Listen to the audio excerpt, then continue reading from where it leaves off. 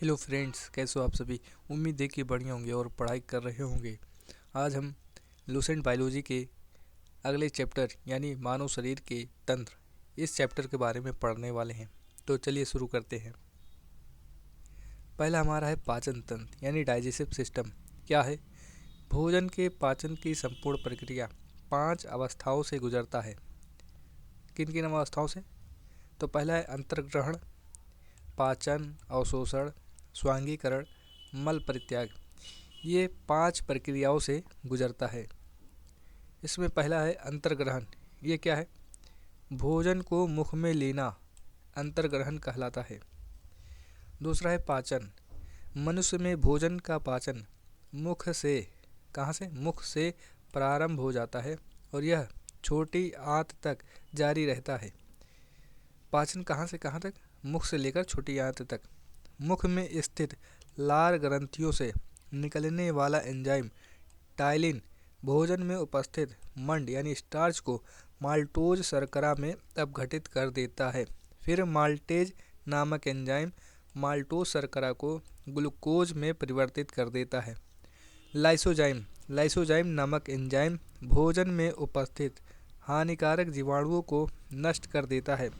इसके अतिरिक्त लार में उपस्थित शेष पदार्थ बफर कार्य करते हैं। इसके बाद भोजन अमाशय में पहुंचता है। एक मिनट, हम पेन का कलर बदल लें।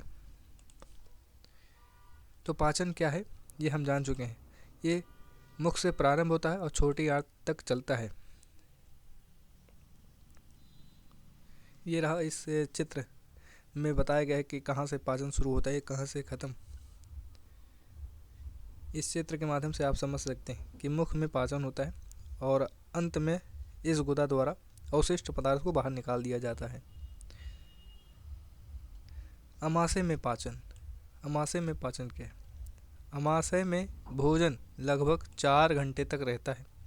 भोजन के अमाशय में पहुंचने पर पायरोलिक ग्रंथियों से जठर रस, कौन सा रस? जठर रस यानी गैस्ट्रिक जूस निकलता है। यह हल्के पीले रंग का अम्लीय द्रव जिसका पीएच मान 1.5 से 3.5 के बीच होता है।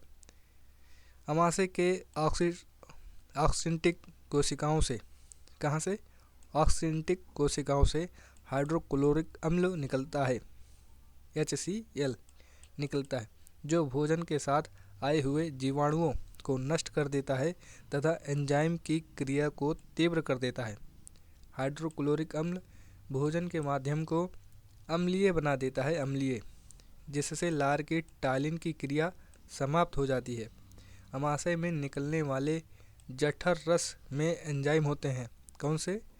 पेप्सिन एवं रेनिन, ये 2 एंजाइम होते हैं जो कि जठर रस से निकलते हैं। पेप्सिन प्रोटीन को खंडित कर सरल पदार्थों यानी पेप्टोन्स में परिवर्तित कर देता है और रेनिन दूध की घुली हुई प्रोटीन किस रूप में उपस्थित होती है? केसिनोजन में उपस्थित होती है, इस रूप में। तो ये क्या करता है? रेनिन दूध की घुली हुई प्रोटीन केसिनोजन को ठोस प्रोटीन कैल्शियम पैराकेसिनेट के रूप में बदल देता है, यानी इसे केसीन कहा जाता है।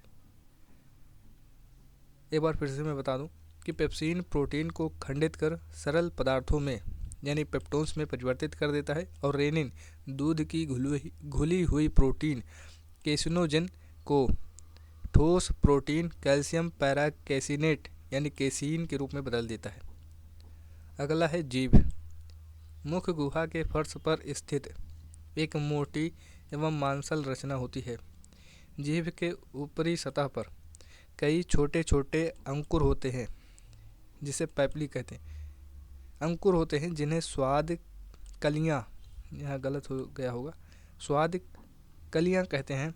उन्हीं स्वाद कलियों द्वारा मनुष्य को भोजन के विभिन्न स्वादों जैसे मीठा, कड़वा, खट्टा आदि का ज्ञान होता है। जीभ के अग्रभाग से मीठे स्वाद का, पश्च भाग से कड़वे स्वाद का तथा बगल के भाग से खट्टे स्वाद का आभास होता है। जीभ अपनी गति के द्वारा भोजन को निगलने में मदद करता है। जीभ क्या क्या काम करता है इसके बारे में हम पढ़ चुके हैं। इसका अग्रभाग मीठा स्वाद बताता है और इसका पिछला भाग कड़वे स्वाद के बारे में जानकारी देता है और बगल का भाग खट्टे स्वाद के बारे में। दांत मुख गुहा के ऊपरी तथा निचले दोनों जबड़ों में दांतों की एक एक पंक्ति पाई जाती है। मनुष्य के दांत कर्तदंती, द्विबारदंती तथा विषयदंती प्रकार के होते हैं। मनुष्य के एक जबड़े में 16 दांत तथा कुल 32 दांत होते हैं। जबड़े के प्रत्येक ओर 2 कृंतक यानी इंसिजर्स, 1 रदनक यानी कैनाइन और 2 अग्रचवर्णक प्रीमोलर्स तथा 3 चवर्णक दांत पाए जाते हैं। मनुष्य के दांत 2 बार निकलते हैं। पहले शैशव अवस्था में 20 दांत निकलते हैं जिन्हें दूध के दांत कहते हैं। वयस्क अवस्था में 32 दांत होते हैं।